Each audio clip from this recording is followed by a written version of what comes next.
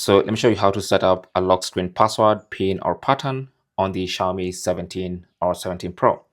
So if you go into settings, scroll down and you should see fingerprints, face data, and screen lock. Tap on that and then tap on screen lock. You can see it's off by default. So when you tap on screen lock, it gives you the option to set up either a pattern, a PIN, or a password, depending on what you want. Now I'm going to go for pattern.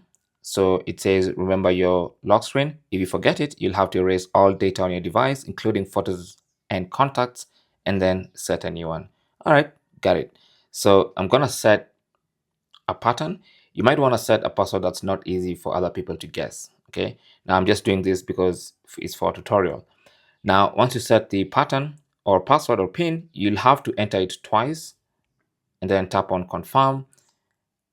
And then it's going to ask you if you want to add a fingerprint. You can add it now or later. I'm just going to select cancel for now. And then now I have screen lock on, as you can see.